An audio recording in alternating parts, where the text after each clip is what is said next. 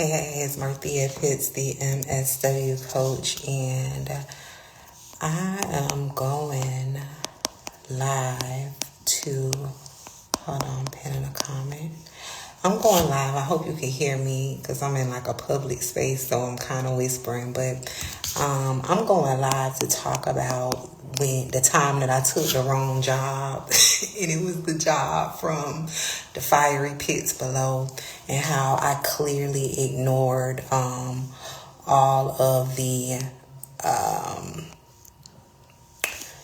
hold on a second. And why I knowingly ignore the red flags. And I want to talk about this because this is something that I teach my coaching clients about, how to do your due diligence as an external job applicant for a job where you don't know people. Let me introduce myself. If you don't know who I am, my name is Marthea Fitz. I'm known on the social work streets as the MSW coach, and I teach social workers how to identify, apply, and interview for their dream macro social work job in 3 months or less. I literally just came back inside from walking. I think my sunscreen is building up. That's okay.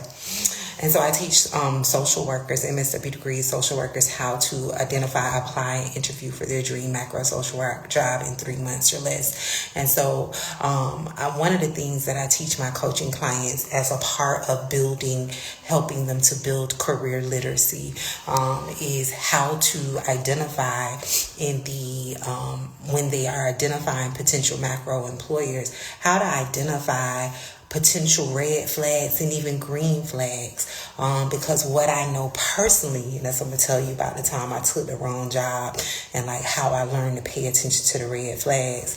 But what I know personally is that many people are just like how I used to be, where my desperation for a new job blinded me to the glaring red flags under the guise of it's going to pay me more money, or for me it was I'm going to get more experience. And that rings true for a lot of social workers, specifically the experience part, where I see a upward trend of social workers taking jobs under the guise of it's giving me experience, but they're missing all of the other glaring red flags, and they're wondering at the same time why they are suffering out loud in their job. So I wanted to talk about that. So let's jump into it. So the other day I got a phone call from a friend of mine who I know in real life. And so my friends, naturally, when they are going through career education related things, they call me. And so this friend, not to get super deep into the details, but essentially what they are going through is they have clearly saw the red flags, right? It's apparent. The red flags, honestly, have been there since day one. And that's one of the things that this person kept repeating, is that you told me this day one before I even started, right? But hey, we're here, because I used to be that person where I had to learn to listen myself. I had to touch the stove myself. So I'm not the type of person to be like, I told you so, right? So this person is to the point in their current job where they are clearly seeing the red flags. They're identifying them for themselves. They are understanding like what's at play here. And so basically they were asking me my perspective or take on what their next step should be with these apparent red flags. And so what I was telling them is that in my personal and professional experience is that when you get to a point of what I call like no return, which I use that term interchangeably a lot when talking about different scenarios and things like that. But when you get to the point of no return, you're going to have to make a decision, right? You're going to have to make a decision. Do I stay in this job or do I leave, right? And so for this person, I was like, if it was me, because I know how to identify the red flags, I understand like when I know you hear it, and some people don't understand it because I didn't always understand it. but it rings true, like what people say. When one door closes, it really has to close. It's closing because it's opening the door for the next opportunity. Because if you are wrapped up in that current door, whatever is in that door, you're not going to have the energy, attention, focus, and capacity for the new door that's opening. So the thing that this person was telling me they're going through, I'm like, the door is closing and it's time for you to move on to the next thing. However, their response was, yeah, but the experience that I'm giving, in a roundabout way, that's what they were saying, the experience I'm getting is so valuable, right, that I just can't leave. That I am like, they're 2 levels away from hitting this major goal that they had their sights set on, right, which I completely understand. I completely understand. This person is accustomed to winning, right? So, but my question back to them, right? Because as a career coach, and as a social worker, let me name that first. As a social worker, I understand that my role as a coach is not to tell people what to do. I give them things to think about to then figure out what their own next step should be. So I asked the person, I said, yeah, okay, so the job is giving you this experience that you deem is valuable, and if you hit these 2 levels, you're going to be, at a higher level. I said, but what good is the experience if it's coming from a tainted water source? Like, if it's coming from a tainted well, how valuable can that experience really be?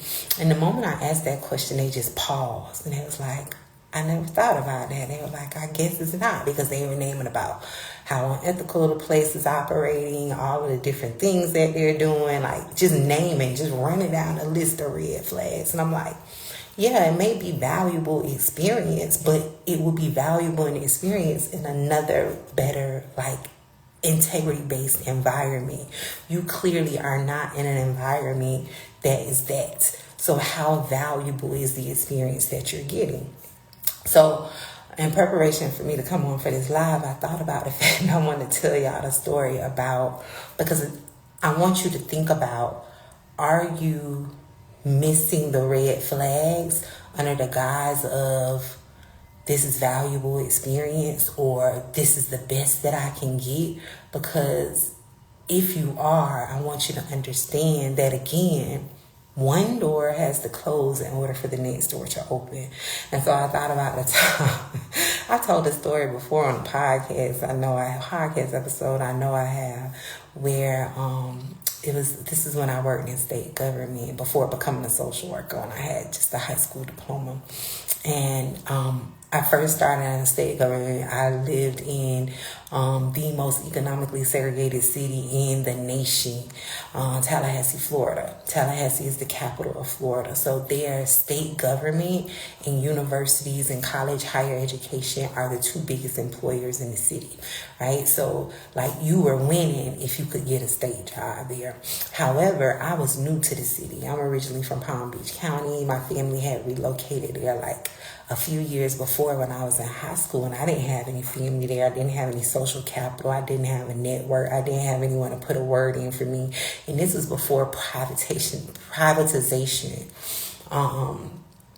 for state hiring became a thing. So it was a well-known fact that in order to get a state job, you had to know someone. Nepotism was real, right? So that's how I started to get really good at getting jobs, because I had to get very strategic with getting jobs because I didn't know anybody in the city. So I got my first job, my first state job. I was making $19,100 a year, right? And so from there, I then applied to another job. And I got that job, and I was making a little bit more. But the whole time that I was in the state system, and by this time I was on my second job, I had my sights set on this job with child support, which was the Department of Revenue. Right, so at Department of Revenue, that's where all the girls worked. They were that drove Nissan Altimas. That they were making like 30-something thousand. I'm making just 19,000. I probably was making like 24,000 at the time. So like I always had my sights set on working at Revenue.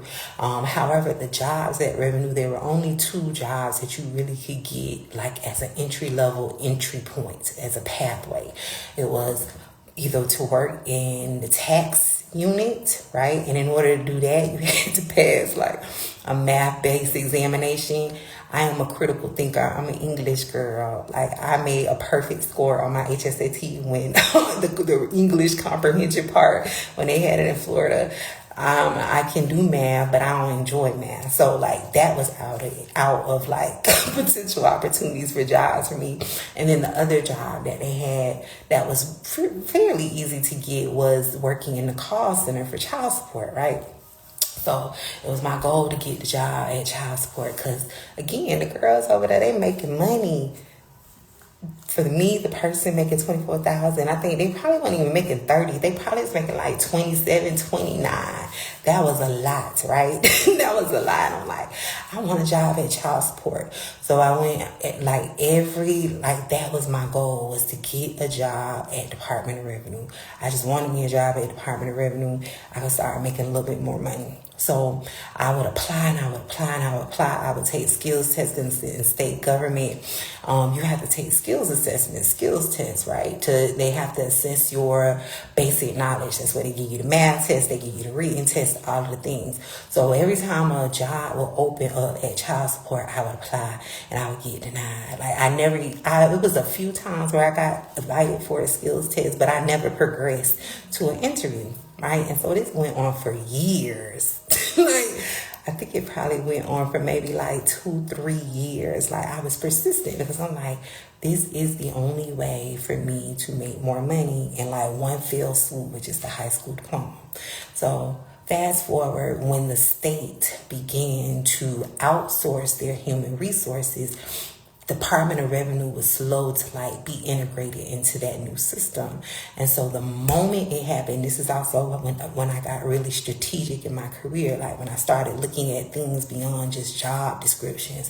I started looking at job market trends. I started looking at like funding allocation in different departments to track like when potential new job opportunities were open, things like that, right? Oh, and another reason why I wanted to be with that department was because historically, and from a fiscal like management standpoint, they funded their department in a way where they never laid people off, right? Even though when you work with state government in Florida, it literally takes an act of God to get rid of you in your career service.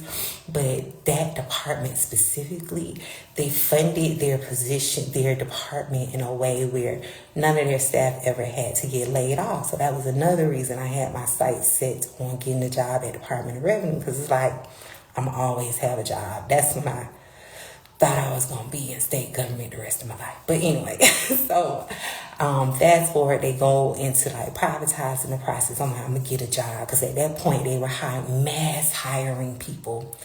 Career tip. I shared this with somebody the other week. I love when employers are having mass hiring events.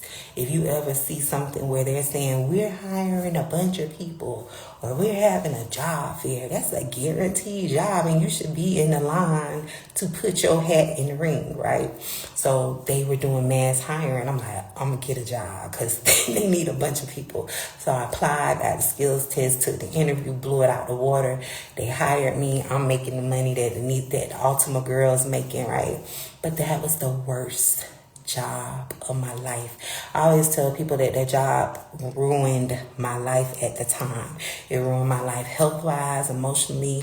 It ruined my relationship at that time. At that time, I was in a long-term relationship with someone, and it like completely changed me because it was a call center job, right? And I had worked in call center jobs before then, but what was different with this job was that, one, I was taking high value a number of calls. So whereas before in my old job, I probably was taking like 20 calls a day. That's a busy day. And then now I'm working in this job where I'm taking 120 calls a day. But then on top of that, I'm battling with people about their personal situations, right? I'm being the go-between between what do they call them? The custodial parents and the non-custodial parents. I'm being the go-between between the people who are getting payments, the people who are having to make payments. And then on top of that, the dynamics within the organization itself were just bad, just toxic all around. It was a high level of just like scrutiny of your work, right? Even though they're not running even though we're not running like a Fortune 500 company, it still brings revenue into the state, right? So our work was heavily, heavily scrutinized. Like, they would call you into the office to do daily monitorings of your call, and they would put your call on speakerphone, the quality assurance people, and tell you what you did wrong, what you didn't say, this, right? They would give you points if you were late, like more than 3 to 5 minutes, just things, right? And so I say all of that because that is the one job that I quit. I had never quit a job. I can admit that I was late into the workforce. I didn't work for the first few years of my daughter's life, but when I did work, that was the first job that I quit. And it was because I missed all of the glaring red flags.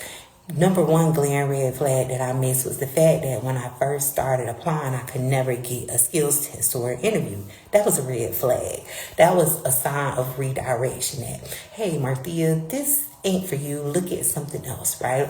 But because I wanted it so bad, because I was just looking at the number on the paper, right? And even looking at the people that worked there and like how I felt they were living better than me, I continued to go after that goal, and that job ruined my life. So the first red flag was that I missed, like, when I wasn't able to get the job, that was a sign. I'll commonly see people talk about things like this on the internet, or like, I finally got the job. I put in 200 applications. And I never comment. I just always say it in my mind as like, that is going to be like the bane of their existence, because there clearly was some type of redirection trying to happen, but because you weren't paying attention and you wanted to force your way into it, now you got to be in it, right? Another red flag was the fact that they were mass hiring all of these people. Why? How did you go from being a department that typically, I think they used to post like maybe 1 or 2 positions every 6 months or so, right?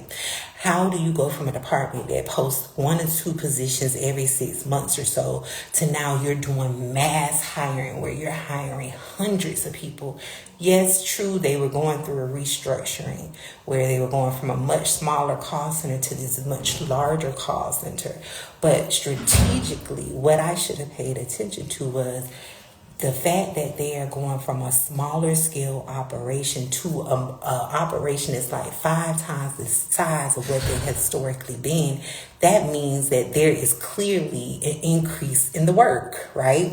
And it was. And it wasn't until I got in that position that I learned that the reason they were doing the mass hiring is because they had closed one of their call centers in Central Florida.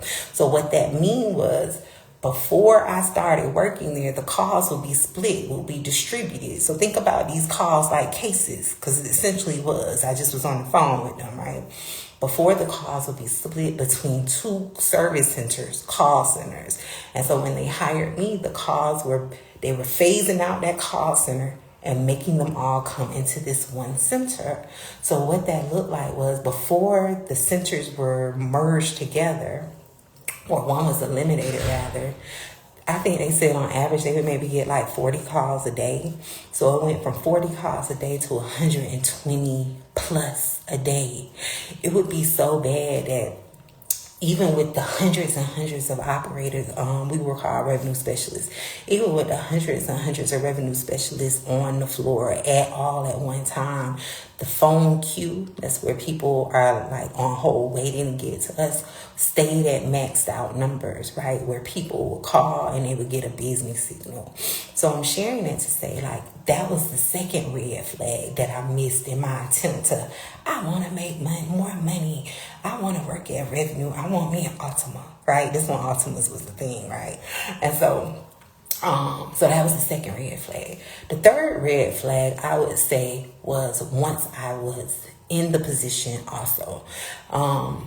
the fact that my supervisor, she had previously, apparently, I didn't know the lady until I got the job, and I never had problems with supervisors, because I always say, I'm always a top performer, and I operate from a place of professionalism when I'm in the workplace, so I don't involve my feelings in nothing. I don't take nothing personal.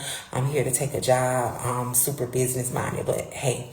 So apparently my supervisor had worked there before the merger of this center, the elimination of the other center, and she left, and they brought her back, right? And so before she left, she was like a superstar, a call center. She was a super popular supervisor. Everybody was talking about like how knowledgeable she was. It was always from the standpoint of how knowledgeable she was and how good she was, but never about like how proficient she was as a supervisor. It was always about like her knowledge base about the child support system. So I looked at that as a plus, right? Like, this is a good thing. She would be able to teach me things, because I see other supervisors coming to her for guidance, know-hows, tips and tricks, things like that, right? But what I did not pay attention to was the fact that no one was ever talking about her leadership style. No one ever made mention to, oh, she's a good supervisor. She's a fair supervisor. I never had a problem. I didn't hear those things. So that was another red flag, because that supervisor then became like the supervisor from the fiery place below. Not for me, but for my colleagues, right? And this is before I became a social worker. But I've always been like, I'm an advocate for everybody and around me. So like, it resulted in like her having, what do they call it?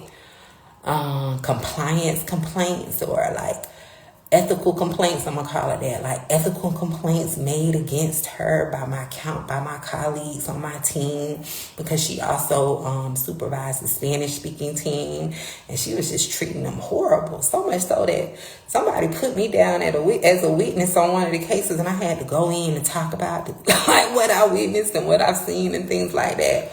And I'm laughing because all of these are red flags. And so it had got to the point where it's just like, it is apparent that I am not supposed to be here. Plus, again, on top of that, I'm taking 120 calls a day. I have to be told when to go to the restroom. I can only take a 30-minute lunch. My health is rapidly declining in that position. My emotional health is rapidly declining in that position. My relationship is just getting horrible, because I'm coming home being just horrible to the person that I'm with, because my job is just bad, right? I always tell people, like, if your job is bad, it's going to impact every other area of your life. I don't care how many boundaries you have. I don't care how much work-life balance you have in place. If your job is bad, it will impact you in other areas of your life, right? It will cause you to come home and yell and scream at the cat, kick the dog, slam the doors, things like that, be mean to your partner. And so also my relationship, another red flag, was rapidly declining. Like, even me as a person, at that time I was working on my bachelor's degree. Yeah, I was working on my bachelor's degree in business, right? So I would go to work, go to class, come home, take care of home life, do all of the things. And just like my demeanor, my personality was changing. Like, I wouldn't talk. I was real snappy. I was real short. Whereas before, I'm like sweet, kind, happy, just bear. That's what my person used to call me, bear. And then before, it was just like real short, like, I don't want to talk, leave me alone, this, and that, right? So I say all that to say this. Let me wrap it all up. The red flags are there for a reason. If you continue to ignore them, right, whatever your red flag may be, whatever your sign may be, I just gave you a lot of examples. I did that on purpose so you could see what it looks like, what it looked like for me, what it looked like for my friend.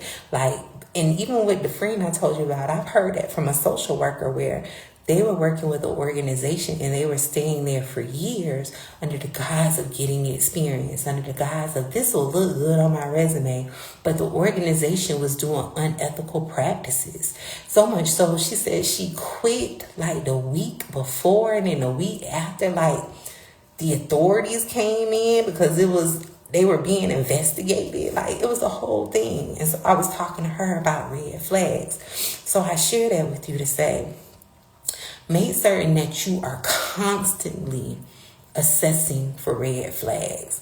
And when you identify them, I'm not saying that you need to quit your job immediately, but you need to be making mental note of them to say, like, and you need to have like a non-negotiable number or a non-negotiable boundary or a non-negotiable like thing. Whereas if I see this, I'm out.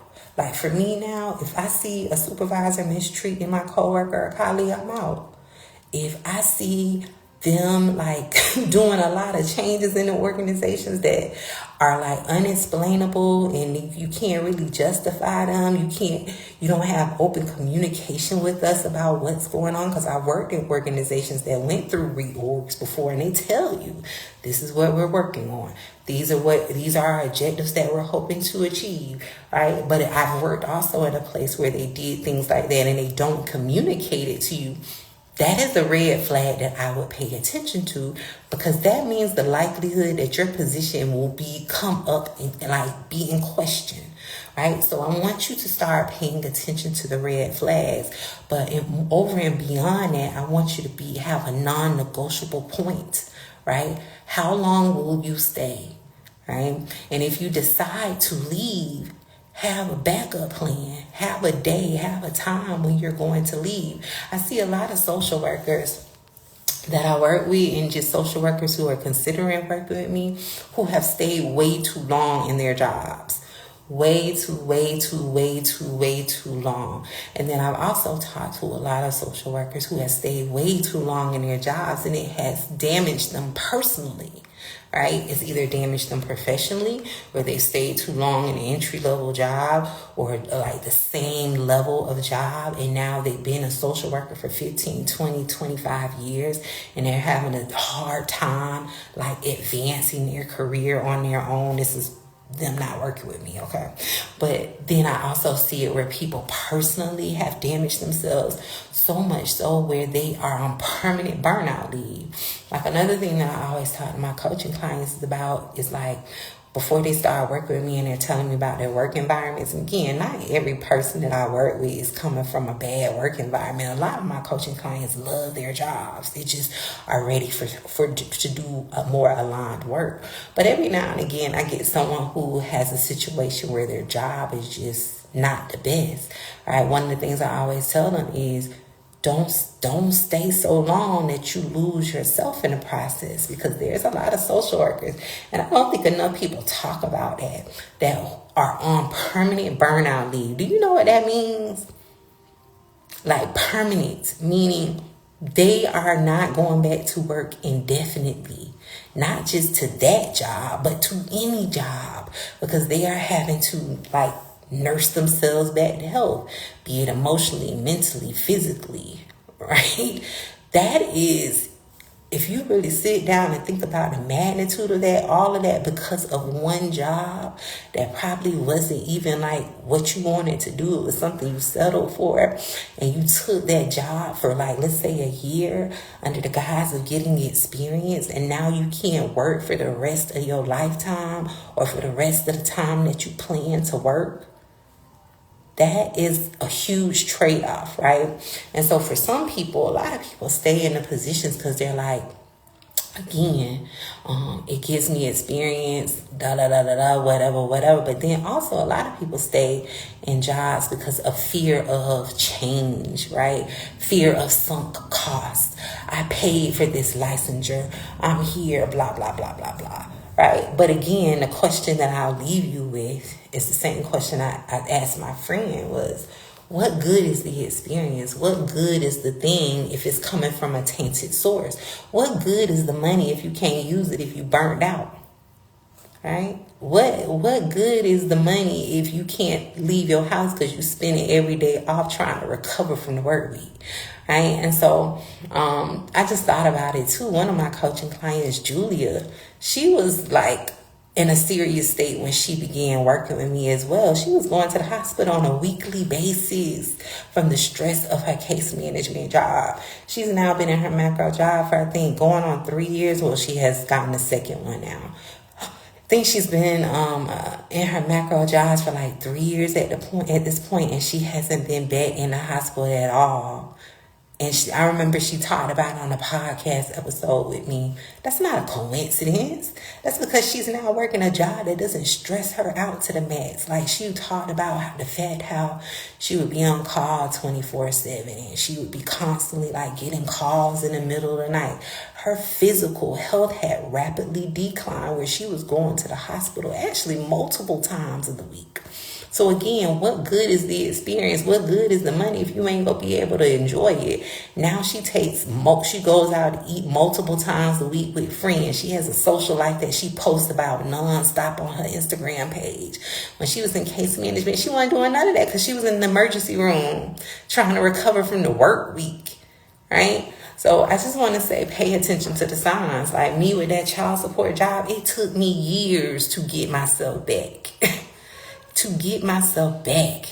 Right? And so I just wanted to name that for you. Like, pay attention to the red flags, have a non-negotiable point, and take some kind of action. If you're like, I'm just going to stay here, that's your choice. But you better be ready to deal with the repercussions of your choice. And the truth is, a lot of people choose to stay because they simply don't have the career literacy skills to know how to get another job. I always tell my coaching clients, like, once I teach you how to get a job, you ain't never got to do that again in life, right? You can leave when you want to leave, get another job when you want to get another job, right? So, like, they come back and tell me, like, Marthea, I remember that time you told me, like, once I know how to get a job, I'll always know how to get a job. Like, now they don't even worry.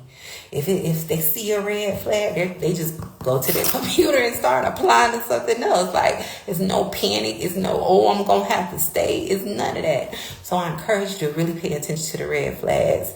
Have some non-negotiables outlined for yourself. Have some definitive timelines in place as to how long you're going to stay, how soon are you going to leave. But over and beyond that, be certain that you are arming yourself with the fundamentals, the career literacy skills that you need to be able to effectively navigate the job market, especially in the job market of today. And that's what I teach my coaching clients in the Micro to Macro Career Accelerator, how to identify, apply, and interview for macro jobs in 3 months or less. If you don't know how to do those 3 things, those are the 3 things you need to be working on as soon as possible. I'm going to go. I just got back from my walk. I know my baby looking for me. I'm up here in the front office chit-chatting with y'all, but let me go. I'll talk to you later. Happy macro career planning. Bye.